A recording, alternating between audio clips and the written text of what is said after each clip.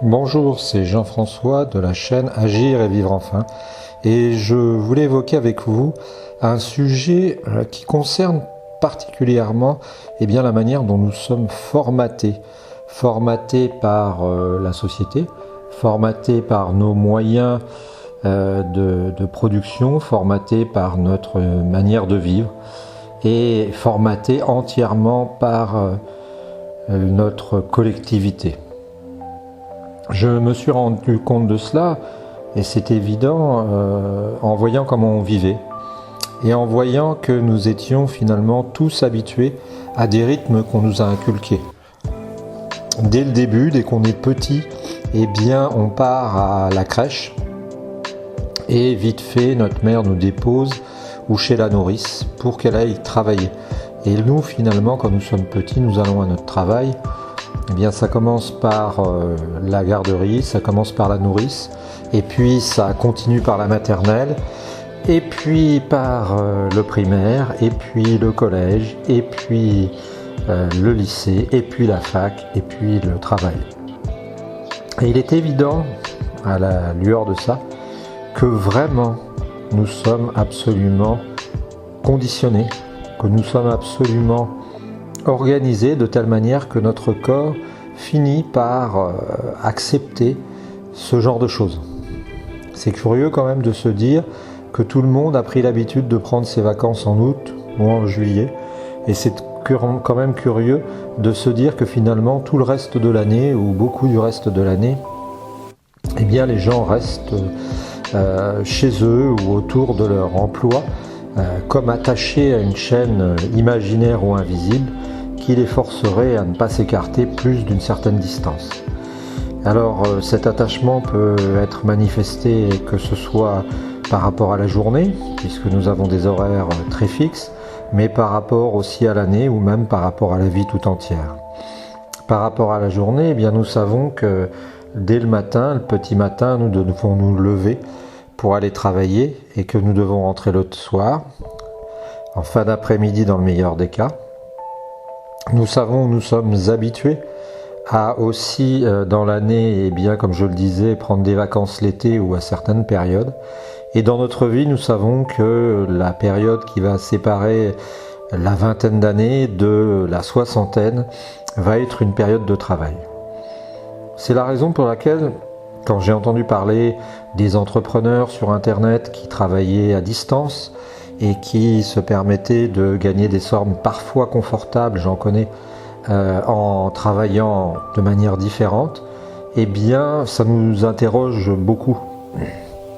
Ça nous interroge beaucoup et on se demande si on était vraiment très jeune, qu'est-ce qu'on choisirait comme orientation, vers quoi on irait.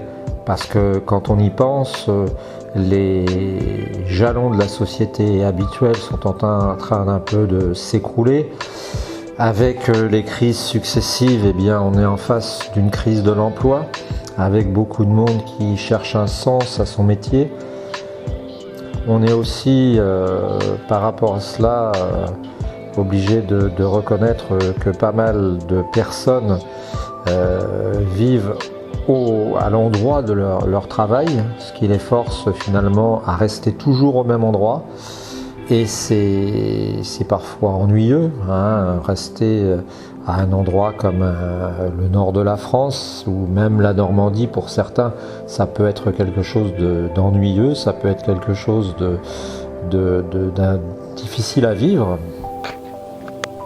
Et puis aussi, nous sommes complètement bloqués, plus ou moins bloqués dans notre salariat finalement. Alors c'est vrai que beaucoup de publicités, qu'on les voit sur YouTube, ou qu'on les voit à droite ou à gauche, vantent des formations alternatives qui permettraient d'aller faire ce genre de métier, d'aller se former pour faire autre chose différemment. Alors à n'en point douter, il y a sans doute beaucoup de vendeurs de pelles dans cette histoire. Les vendeurs de pelles, vous savez, pendant la ruée vers l'or en 1848, les études ont révélé que ça n'était pas l'or en tant que tel qui avait rapporté beaucoup d'argent, mais c'était surtout toutes les dépenses que faisaient les chercheurs pour aller chercher cet or, d'acheter bien du matériel, d'acheter de la nourriture, et tout cet élan qui s'était créé. Et bien là, c'est un peu quelque chose comme ça. Pardon. Avec Internet, eh bien, on assiste à une sorte de ruée vers un certain or, et comme d'habitude, eh bien, il y aura beaucoup de déçus, et il y a beaucoup de vendeurs d'illusions. Toutefois, si ces gens-là réussissent tout de même à sensibiliser un personnel du monde, c'est tout de même que derrière leur discours, ils savent appuyer où ça fait mal. Et si on voit la manière dont nous vivons actuellement, eh bien on se rend compte que de plus en plus, comme je le disais, de points commencent à faiblir. Il fut un temps où le salarié pouvait se permettre de travailler et d'être sûr d'avoir ses protections sociales, sa retraite, la considération dans le travail et aussi une certaine estime de lui-même. Maintenant, tout ça a volé en éclats puisque eh bien, les gens ne sont plus tellement considérés. Ils sont réduits au rang d'individus, même plus d'individus, ils sont réduits au rang de compétences. Et puis aussi parce que globalement, dans notre société, eh bien, la retraite n'est plus assurée ou alors l'emploi lui-même n'est plus assuré. Donc face à ça, les gens qui vendent des formations eh bien, ont su appuyer vraiment au bon endroit, au bon moment et en tirent parti. Ça n'empêche pas que oui, il y a vraiment des problèmes quelque part, et ces problèmes eh bien, montrent qu'une certaine classe de la population, une certaine partie de la population eh bien, est un peu esclave de son travail. Alors c'est vrai que parfois j'ai pu tenir le discours alternatif en disant que finalement nous avions beaucoup progressé depuis des décennies, et c'est vrai. Mon propre grand-père était paysan et travaillait énormément. Nous n'avons jamais eu autant de temps libre, c'est vrai. Mais à côté de cela, on se rend compte que beaucoup de personnes eh bien, sont attachées à leur travail, en ayant peur de le perdre. Et finalement, toute leur vie est conditionnée par leur travail. Alors, on a toujours assisté à des formes alternatives de cela, par exemple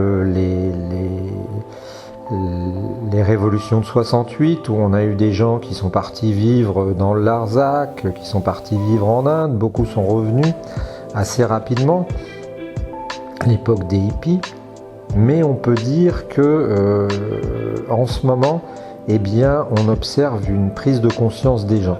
Prise de conscience des gens aussi par rapport à la ville et à la campagne.